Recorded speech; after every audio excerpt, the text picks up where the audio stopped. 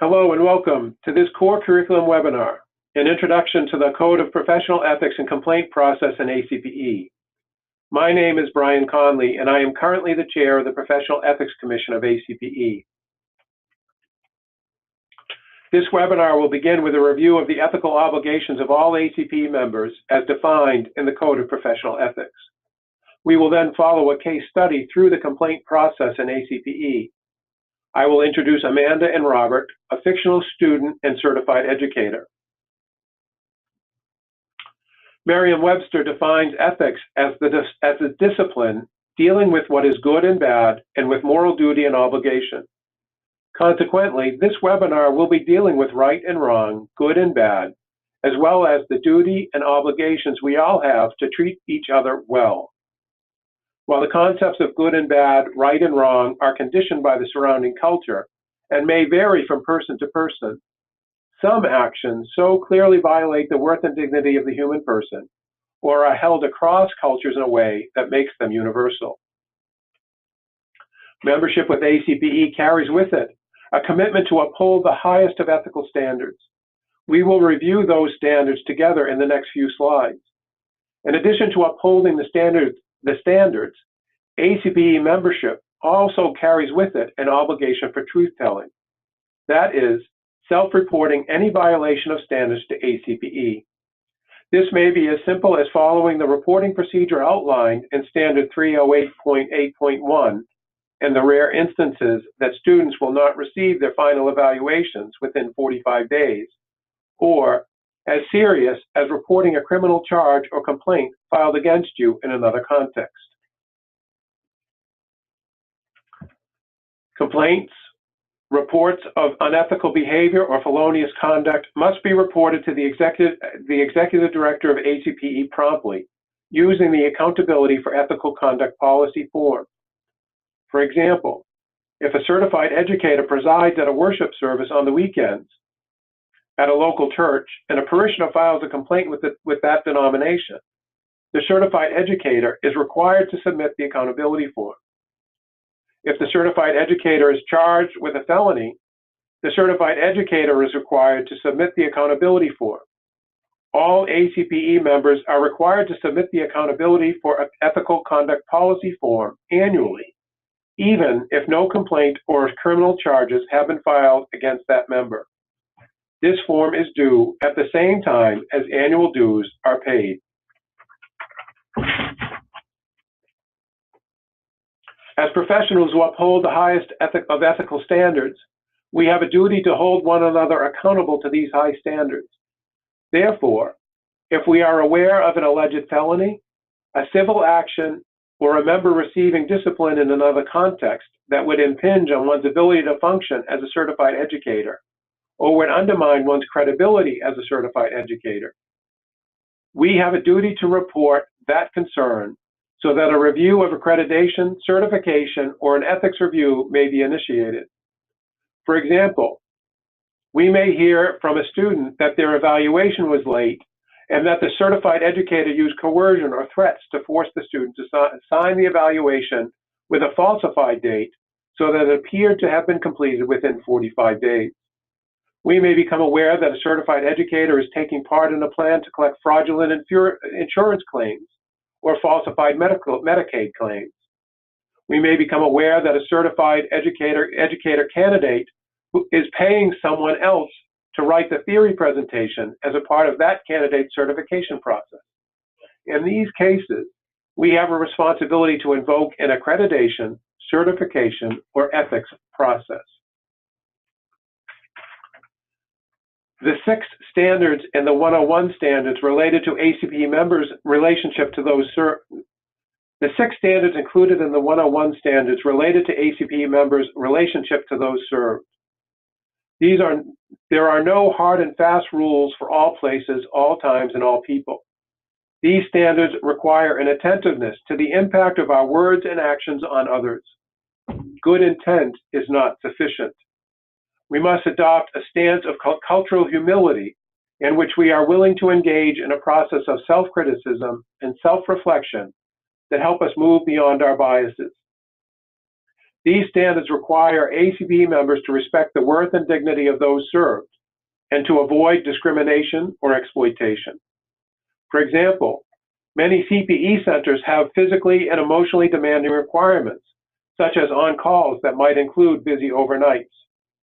If a center asks only those over a certain age or with an obvious physical disability about their ability to meet these demands, that center may well be communicating in a way that does not respect the worth and dignity of that person, as well as discriminating against that person. However, if the center provides that same information or asks the same questions of all applicants regarding the physical and emotional demands of the program, this would not represent discrimination and would allow the center to convey important information in a way that respects the worth and dignity of all applicants. The standards require us to respect the religious traditions of those served, not impose theology or cultural values on one another. Different people can experience the same comments differently. In the case of humor, for example, the same person may find a comment quite funny in one context, but denigrating when repeated over and over or used in a different context. The standards require us to respect confidentiality. This respect for confidentiality would include information shared within individual supervision and various group contexts. Certified educators should take care to keep information confidential when shared in one context, such as individual supervision, and not share that information in another context, like the peer group. The standards require us to follow national guidelines related to research.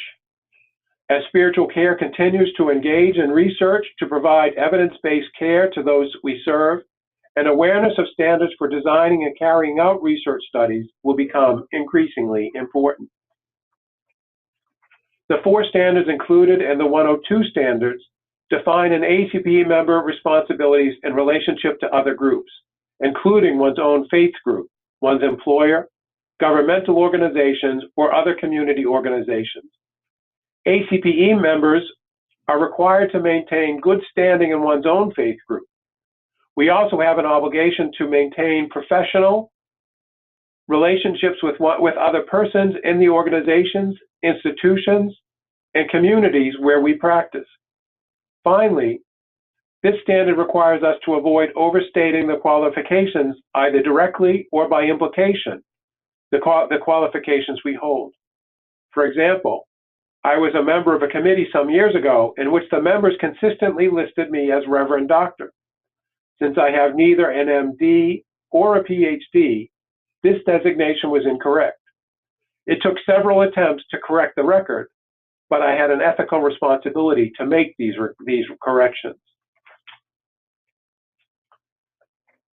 The 4 standards included in the 103 standards define an ACPE member's responsibilities in relationship to ACPE itself.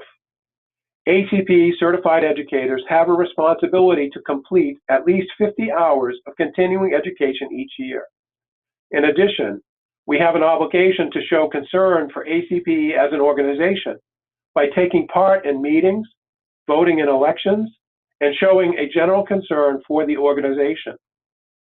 We should avoid using knowledge, position, or professional association to secure personal advantage or allow others to do so. For example, I might gain knowledge about a colleague who turned to me for consultation or help with a particular student. I could not ethically use that knowledge to gain personal advantage for myself.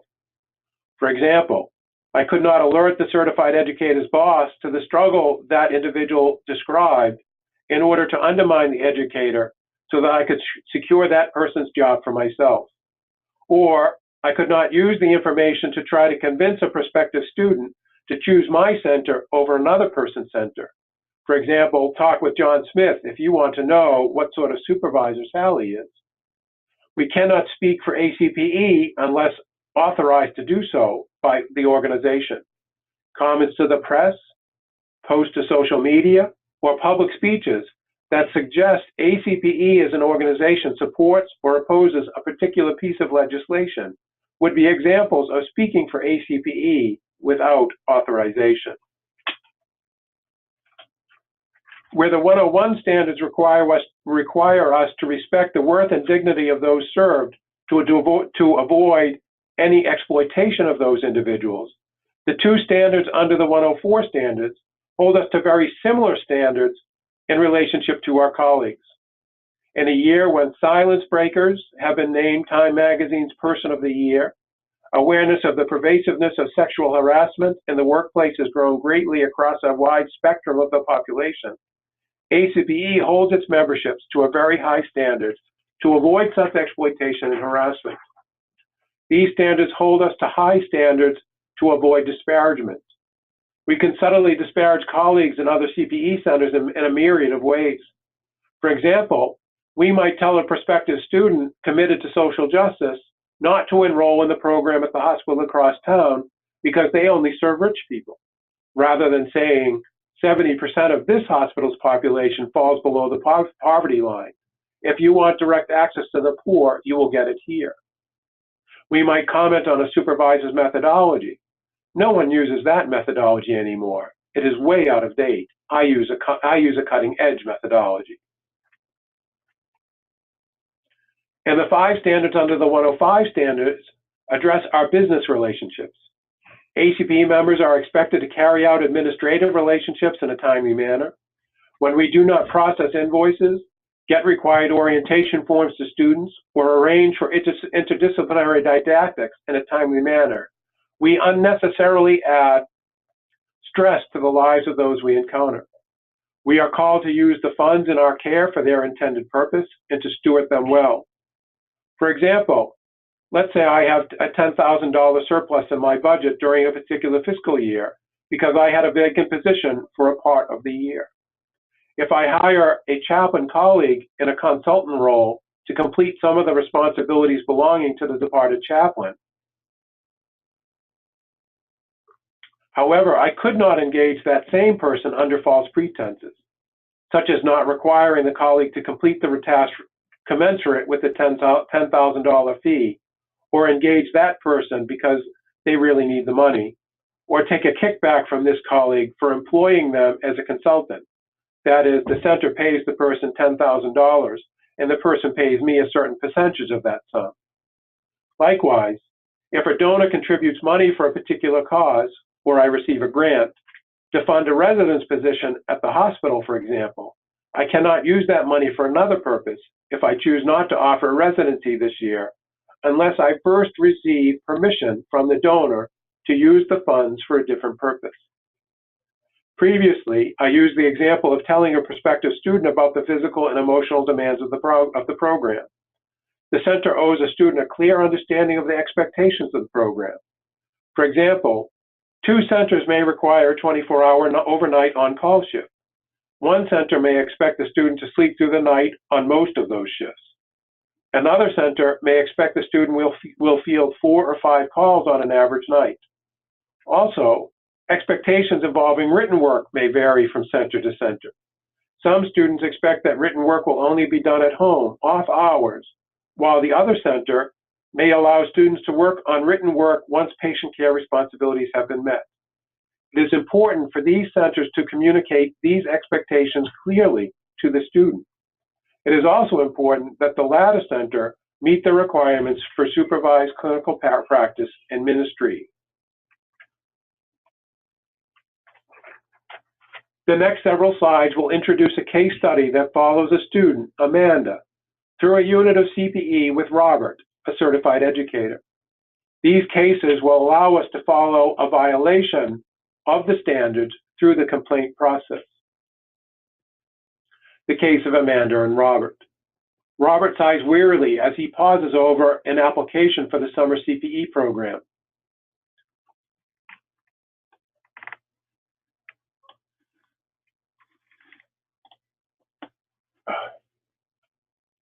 The applicants from this school tend to fall to the bottom of Robert's applicant pool, and he wonders if he should admit Amanda. Robert is late accepting students to the summer program this year. The hospital has had cutback of staff earlier in the year. Robert had been reluctant to admit students given the uncertainty of his job prospects, and the potential that the summer CPE unit would not be held. He had advocated strongly to maintain the CPE program at the local hospital. Robert had committed to CPE students covering all of the overnight on-call shifts this summer. Robert regrets that this advocacy had pitted him against longtime chaplain colleagues, 2 of whom had been laid off. Once this decision had been made, Robert turns his attention to the applications. He finds that many of the applicants have already committed to other centers, and that the applicant pool is more limited than he would like. Amanda is anxiously waiting to hear from the community hospital CPE program. She has felt a gentle call to ministry for many years, but had dismissed these thoughts because women can't be ministers in the Catholic Church. The hospital chaplain had been very helpful to Amanda and her family during her mother's long illness several years before. Amanda had begun to explore opportunities to become a chaplain herself. Eventually, she enrolled in a Master's in Theological Studies program at the local Roman Catholic Seminary. Robert is worried how Amanda will fit into the program. The pious tone of Amanda's application and her participation in pro-life groups leaves Robert wondering how Amanda will respond if she is called to a patient considering terminating a pregnancy in the hospital's family planning clinic. In addition, one of the accepted student volunteers at the local Planned Parenthood clinic, and Robert wonders about, In addition, one of the accepted students volunteers at the local Planned Parenthood clinic, and Robert wonders about conflict emerging on this topic in the group. After an interview, Robert decides to admit Amanda to the summer program. In the interview, he discusses the possibility that Amanda might be called to the family planning clinic at the hospital. Robert decides that he will have Amanda call him if she is called to this clinic, a requirement that he has not made for any of the other students in the program. In the 5th week of the program, Amanda presents a verbatim detailing an encounter with a patient in the family planning clinic. In the consultation issues section of the verbatim, Amanda writes, "I practiced the reflective listening techniques we are learning in the program with this patient. I was very moved by the overwhelming circumstances she is facing and understand why she wants to terminate the pregnancy. I did not express my own misgivings about the value of the life of this baby because the patient said so emphatically, 'I know I am doing the right thing,' and ended the visit. Have I betrayed my faith? Was I true to myself? Have I committed a grave mortal sin by supporting this decision?" Robert opens the discussion on Amanda's case presentation by praising the reflective listening she has practiced in the visit. Each of Amanda's peers compliments her and emphasizes how much she has learned over the last few weeks. With about 20 minutes left in the case discussion, Amanda comments, "Thanks, but I'm really wondering whether I did the right thing. I really believe in the sanctity of human life, and I did not do enough to support this view in this visit. I think I have committed a grave sin here." Amanda's peer, Juliet, responds, "You totally did the right thing. I hear these stories all the time at Planned Parenthood. You Right to Life people should all hear these stories so that you understand why it is important to have the right to choose." Juliet continues for 10 minutes describing encounters she has had and the damage done by the ignorant, oppressive, and backward Right to Life movement. John, another member of the peer group, interrupts, wondering if the peer group is addressing Amanda's consultation issues. Robert responds by saying it is important for Amanda to hear what Juliet is saying so that she understands the impact of her beliefs on others. He then reiterates the positive aspects of the visit presented and praises Amanda for how much she has learned. When Robert finishes speaking, there is silence for 2 or 3 minutes. Amanda sits with her head down. Robert says, "That's all the time we have for today. Good job, Amanda." In her weekly process report for supervision that week, Amanda writes, "I was uncomfortable with the verbatim case this week. She hopes to talk about a deepening sense that she has betrayed her faith and her own deeply held convictions. Robert states, I hope you can hear that your peers and I thought you did a really good job in that visit. I see real potential in you, and I hope you keep developing the skills you demonstrated in this verbatim. Amanda leaves the individual supervision thinking, how can I be a chaplain if it means I cannot be true to myself and my faith? Robert feels deeply satisfied, thinking to himself, helping students broaden their perspectives is one of the things I love about CPE. In the final evaluation of Amanda, Robert writes under Standard 311.7, in her third verbatim case presentation, Amanda presents an encounter with a patient in the hospital's family planning clinic. Amanda supported this patient's decision to terminate her pregnancy through effective listening skills and compassionate presence. As Amanda reads this sentence, she feels a growing sense of anxiety. When she meets with Robert to discuss this evaluation, she asks Robert to delete this sentence, as it could be misinterpreted. Robert responds, I thought we had settled this. You did great work, and I am going to give you the credit you deserve. A few weeks later, Father Steve, the director of field education at the seminary, has reviewed Amanda's evaluation. He comments, be careful that your CPE program does not lead you astray. Amanda experiences demeanor as cold and unwelcoming, where he had been warm and enthusiastic previously. Later that day, Amanda meets with her spiritual director and relates the story and her concerns. The spiritual director comments, it does not sound like your CPE supervisor has listened to you or taken your concerns seriously. Amanda comments, he didn't listen. He just dismissed my concerns. Amanda begins to feel angry and seeks way to keep Robert from dismissing others. She brings out her CPE handbook and opens it to the section on complaints.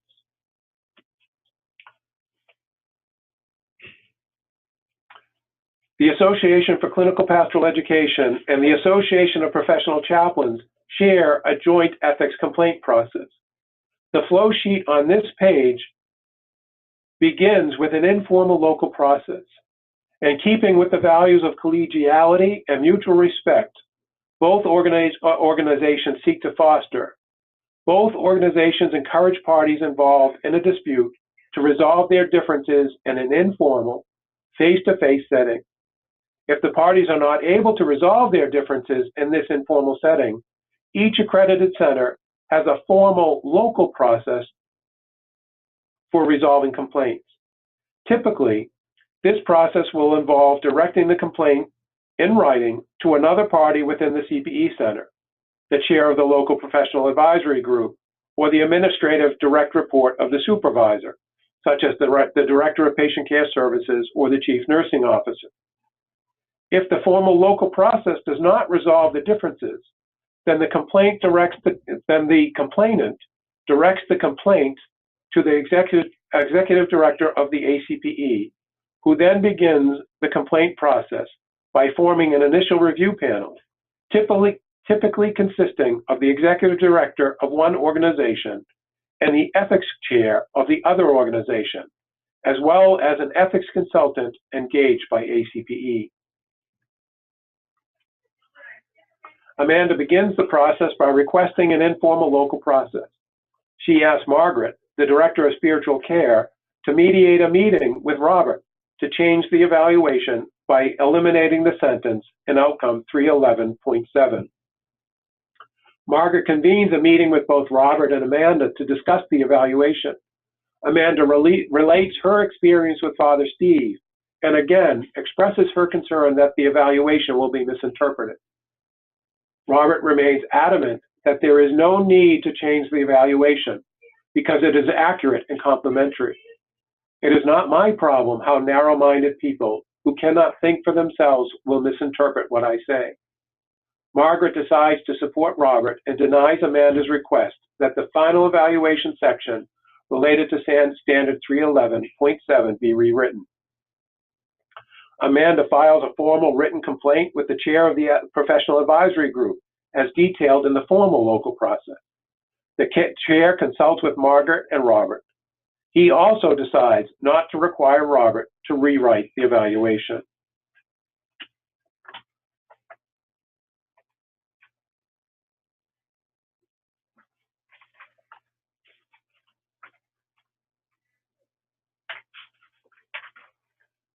Having completed both the informal and formal local processes, Amanda decides to file a formal complaint with ACPE. Amanda contacts the executive director at the ACPE National Office. The executive director directs Amanda to the complaint form on the ACPE website and to the 100 standards in the standards manual. Amanda completes and returns the form to the ED.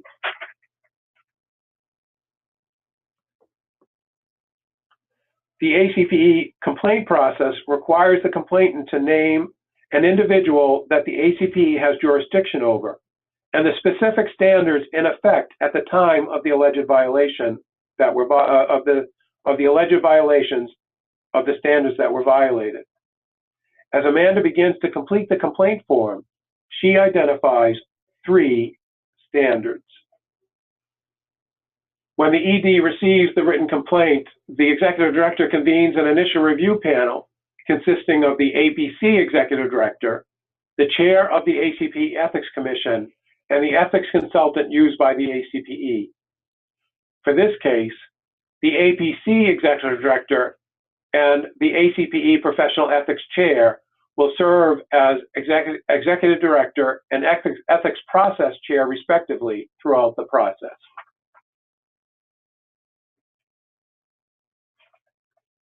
The ACPE complaint process requires the complainant to name an individual that the ACPE has jurisdiction over and the specific standards in effect at the time of the alleged violation of the standards that were violated. As Amanda begins to complete the complaint form, she identifies 3 standards. 101.1, affirm and respect the human dignity and the individual worth of each person. Amanda writes that Robert's dismissive comments and her actions toward her concerns that she had betrayed her faith did not respect her worth and dignity. 101.2, do not discriminate against anyone because of race, gender, age, faith group, national origin, sexual orientation, or disability. Amanda writes that Robert's requirement that she call him before responding to calls in the family planning clinic were discriminatory because they did not apply to other members of the peer group. 101.3, respect the integrity and welfare of those served or supervised, refraining from disparagement and avoiding emotional exploitation, sexual exploitation, or any other kind of exploitation. Amanda writes that Robert's inaccurate characterization of her in the final evaluation had negatively impacted relationships at her seminary. She also writes that comments about people who hold similar views as narrow-minded, and her peers' comments that her views were backward, ignorant, and oppressive constituted disparagement.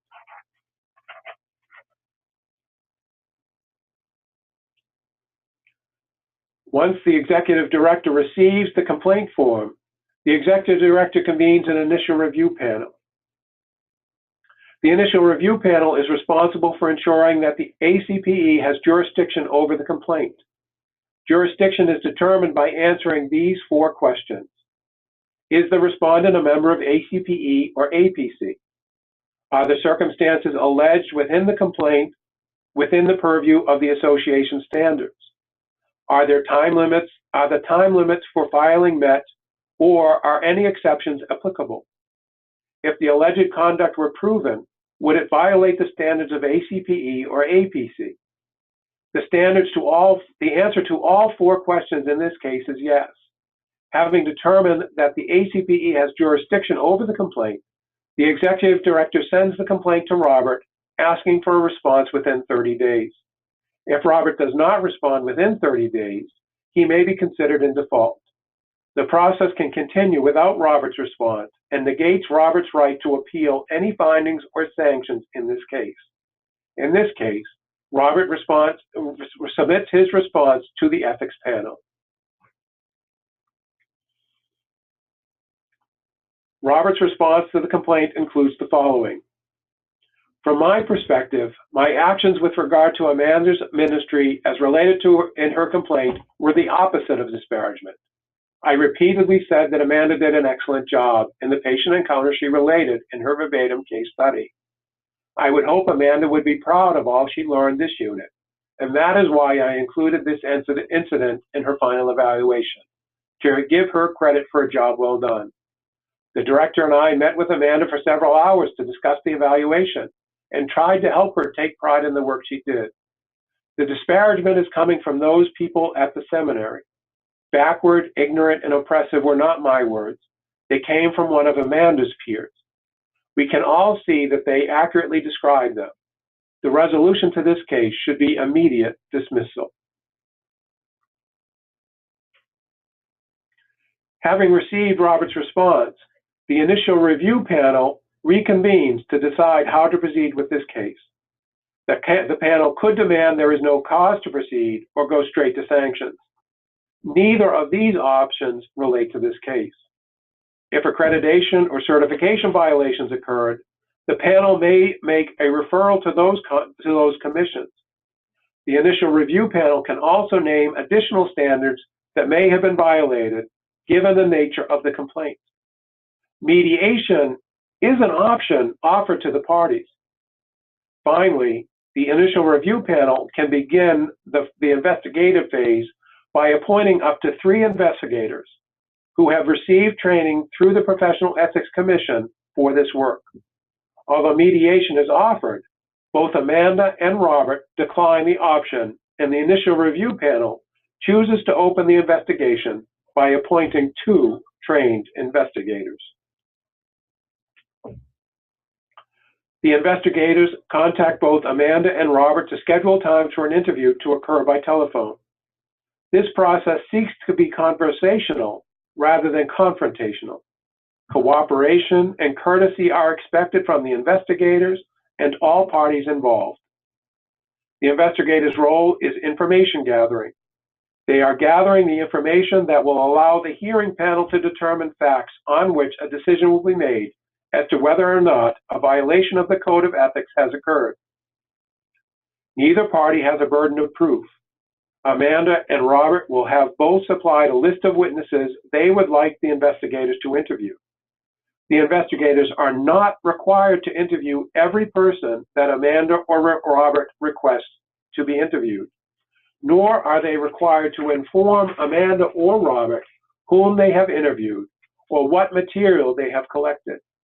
The investigators may also contact other sources. Once the interviews are complete, the investigators will provide the process chair with a dossier of the case. The dossier will include a copy of the original complaint form, any written response, a chronology of the investigation, a summary of each interview, relevant correspondence, and any exhibits submitted. The investigators will write a brief report elaborating on the above items. The dossier will usually be sent by the process chair to both complainant, Amanda, and the responder, Robert. Application to the case. The investigators interview Amanda, Robert, all members of the CPE peer group, including Juliet and John, Margaret, and Father Steve. The interviews with Amanda, Robert, Juliet, and Margaret confirm the information already provided. Several members of the peer group comment on how uncomfortable they felt during Amanda's verbatim case presentation in week 5. They felt that Amanda had been browbeaten and proselytized. 2 of the peers expressed how grateful they were that John had the courage to speak up. John has also raised this issue in supervision and told the investigators it was like waving a red flag in front of a bull. Robert just went off. It was like he became a totally different person than the understanding and open supervisor I had all through the rest of the summer. Father Steve said that he was surprised that Amanda had been accepted to the program because no applicant from that center had even been interviewed in years. He said that he would steer students away from this program in the future. He declined to speak about his reactions to Amanda's action, saying only, "It's very sad, very sad." Amanda and Robert can respond to the dossier within 21 calendar days of the process chair sending the material by secure email or certified mail. After this period, the next step is to convene a hearing panel consisting of 4 members of the APC and/or ACPE Professional Ethics Commission. All 4 members of the commission and the process chair must be present for the hearing panel to occur. The investigators and an ethics consultant may be present for the hearing panel, but do not vote on the final actions taken. The hearing panel may request additional information from the complainant, the respondent, or other parties in the investigation. However, no new information will be accepted after the 21-day response period unless the process chair determines exceptional circumstances. Any new information obtained from a party will be shared with the other party at least 2 weeks before the hearing, and the party receiving the information will have the opportunity to respond. The hearing panel may add additional violations of standards not cited previously by giving notice to the respondent not less than 2 weeks prior to the hearing. The hearing panel will normally be held within 3 months of the receipt of the investigator's report. The hearing is normally held by telephone or other electronic means. If the meeting is to be held in person, at least one person's written notification of the meeting date, time, and place will be provided. Each party may meet with the hearing panel for up to 1 hour.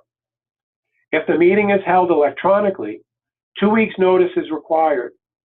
The panel speaks first with the complainant, followed by the respondent. Each party may meet with the commission for 1 hour each. The panel meets first with Amanda as the complainant, and then Robert as the responder. The hearing panel convenes in mid-December. In the hearing panel, Amanda comments, "Since I submitted that final evaluation, it's like the seminary has become the Arctic, so cold. It used to be so warm. I'm struggling with whether to stay in the program now. I think I did the right thing with that patient, but I also think I betrayed my core values. I don't ever want to have to make that choice again. My spiritual director has encouraged me to hang in there and offered some different perspectives. We'll see what happens." She also said, "Even though it's too late, I would like Robert to change that evaluation. I hope you make sure he can never make someone feel like this again." Robert comments, "I don't understand why I'm here. I was being complimentary, not disparaging. Amanda learned. She widened her perspective, and now they are trying to pull her back into the dark ages." When asked who they are, Robert responded, "I've said enough."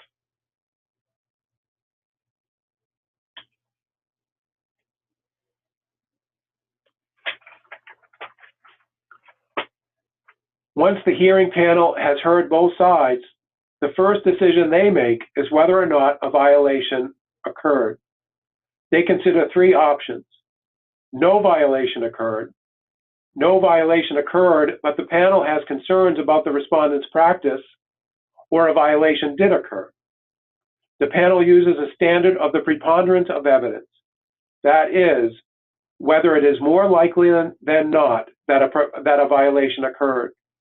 In this case, the hearing panel looks to Robert's response and his comment, the disparagement came from a peer, and his attribution of backward, ignorant, and oppressive to the seminary faculty demonstrate that Robert also held these views. The interviews with other members of Amanda's peer group, including that they felt Amanda had been browbeaten and proselytized, further support the contention that disparagement occurred in this unit of CPE. In addition, interviews with the peer group showed that other members of the peer group had not been asked about how they would respond to a call to the family planning group or family planning clinic, or received the requirement that they call Robert before responding, which supports the contention that Amanda was discriminated against based on her religious beliefs. The use of the word browbeaten by a number of members of the peer group support the contention that the program did not affirm and respect Amanda's human dignity and worth.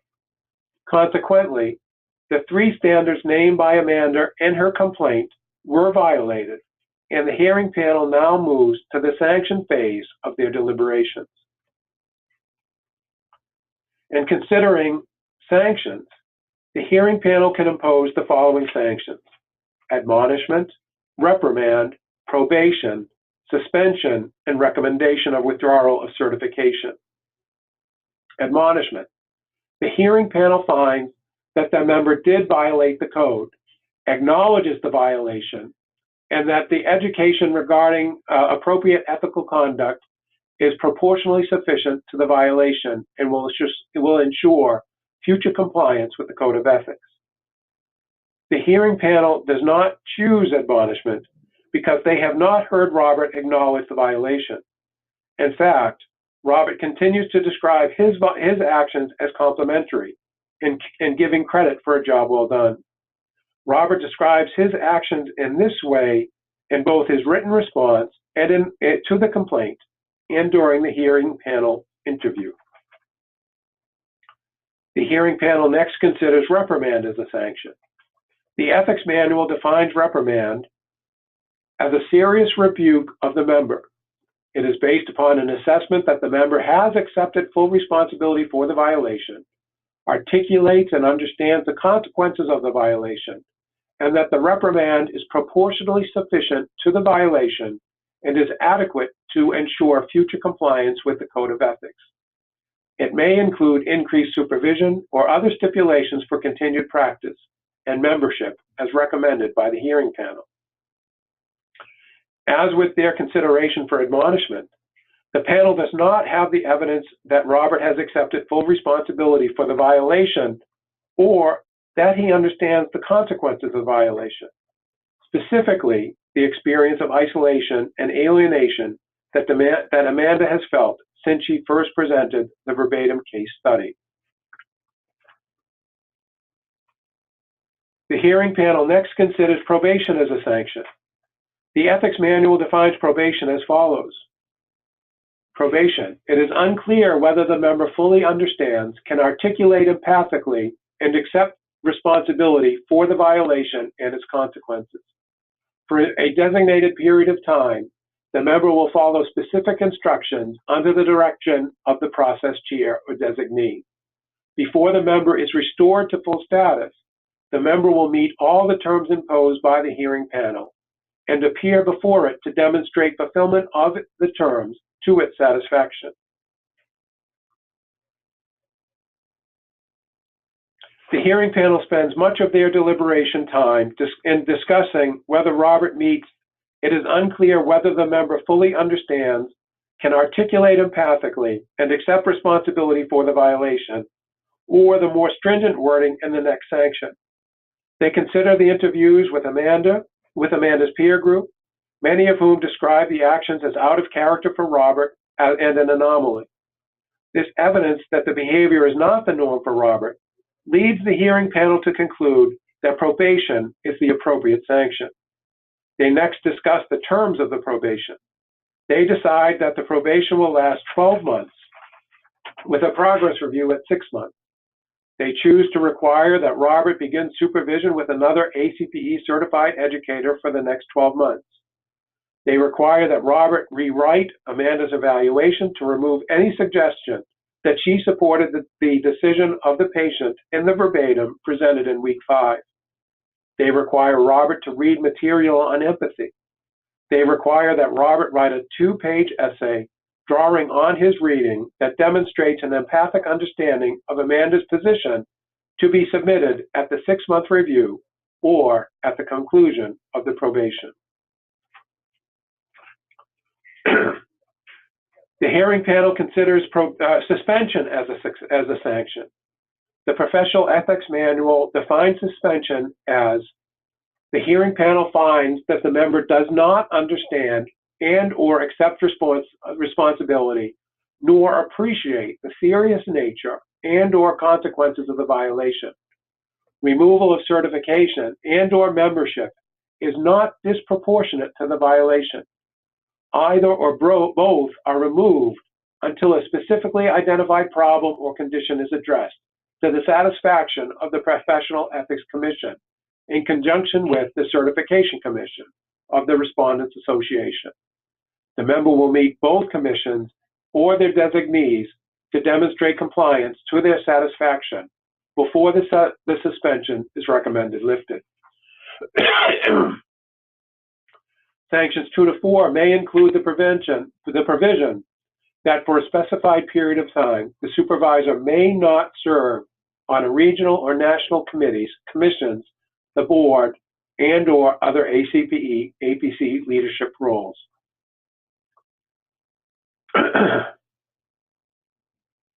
They consider this sanction because Robert has not expressed an understanding, accepted responsibility, nor demonstrated an understanding of the consequences of the violation. However, they decide that the removal of certification is disproportionate to the violation. All parties interviewed, including Amanda, have said they experienced Robert as a very good supervisor and that they learned a great deal.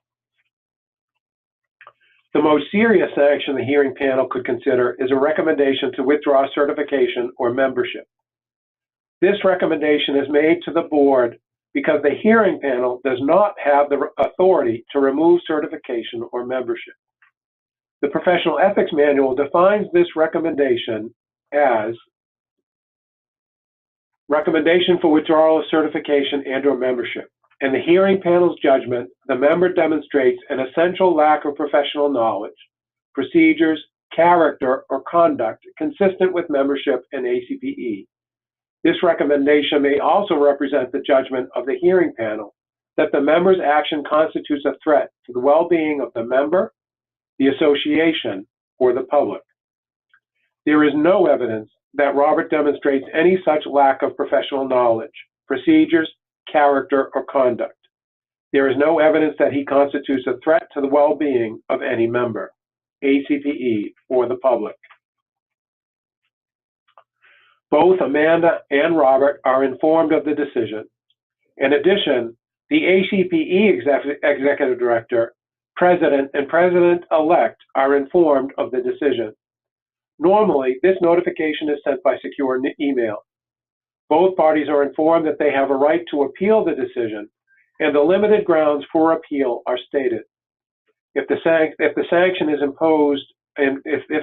imposed is either suspension or withdrawal or removal from office, the notification must come within 24 hours. Both parties are instructed to meet the notification. Both parties are instructed not to make the notification public until the appeal is over. No public notification is made until after the appeal process is completed. Additional notifications are made at the conclusion of the appeals process. The respondent, in this case Robert, can appeal the findings and/or the sanctions. The complainant, in this case Amanda, can only appeal the findings. The grounds for an appeal are very limited. The grounds for an appeal must meet at least one of the following two conditions. First, that the party was refused a reasonable opportunity to obtain and/or present evidence to the hearing panel. The second set of grounds would be gross irregularity in the proceedings as established by these guidelines. Likewise, these irregularities would need to have substantially altered the outcome. The appeal must be submitted within 30 calendar days from the appellant's receipt of the notice of the hearing panel decision. The executive director has the discretion to extend this deadline in extraordinary circumstances. The Ethics Commission chair, who did not chair the hearing panel, will chair the appeals case. In this case, the APC Ethics Commission chair would chair the appeals panel because the ACPE Ethics Commission chair chaired the hearing panel. The appeals panel does not rehear the case. They are to give substantial deference to the factual findings of the hearing panel. The appeals panel will deny the appeal if it determines that the appellant was not refused reasonable opportunity to obtain and to have evidence presented to the hearing panel, or the appellant may have been refused reasonable opportunity to obtain and to have evidence presented to the hearing panel, but that the omitted evidence would not have substantially altered the decision of the hearing panel, or there were no gross irregularities in the proceedings before the hearing panel, or there may have been gross irregularities in the proceedings before the hearing panel, but that those did not substantially alter the decision of the hearing panel. If the appeal is denied, the decision of the hearing panel remains in full force and effect as the final action of the association or associations. The appeals panel will accept the appeal if it determines that the decision of the hearing panel was substantially altered because the appellant was refused reasonable opportunity to obtain and/or present evidence to the hearing panel, and/or gross irregularities existed or occurred in the hearing panel proceedings. If the appeal is accepted, the appeals panel may, in its sole discretion, send the case back to the hearing panel for further proceedings so that all evidence may be presented and considered, or send the case back to the hearing panel for further proceedings that do not include any gross irregularities, or determine that it can disregard any gross irregularities that occurred and that the evidence before the hearing panel is otherwise complete, in which case the appeals panel may issue a final decision on the underlying complaint by either dismissing the complaint or determining that a violation of some or all standards alleged occurred and imposing such sanction as may be justified and that were available to the hearing panel. Parties, hearing panel members, investigators, and other members may be contacted for information to assist the appeals panel in this determination. Finality. A final decision by the appeals panel is not subject to any further appeal and constitutes final and binding action by the association. Once the appeals process is complete, or if no appeal is filed, additional notifications are made. The notifications to the parties involved, the ACPE Executive Director, the ACPE President, and the ACPE President-elect have been made aware at the time of the hearing panel. The ACPE Executive Director sends the published notifications to the respondent's endorsing agent, the local entity of the original incident, and any current employer of the respondent. Now that we have completed this review of the ACPE complaint procedure, it is important to look back and note that at several points in this process, Robert might have made different choices that would have avoided the boundary violation itself, with the negative consequences to Amanda and the subsequent complaint that was filed. Membership in ACPE carries with it a commitment to uphold the highest of ethical standards. The obligation includes an obligation for truth-telling, that is, self-reporting any violation of standards to ACPE. The Code of Professional Ethics defines standards in relation to those served, 101, in relationship to other groups, 102, and in relationship to ACPE, 103, in collegial relationships, 104, and in business relationships, 105. These ethical standards require an attentiveness to the impact of our words and actions on others. Good intent is not sufficient. An attitude of cultural humility provides a basis for the self-reflective process that will help us to avoid unintended violations of these standards. Thank you for your participation in this training.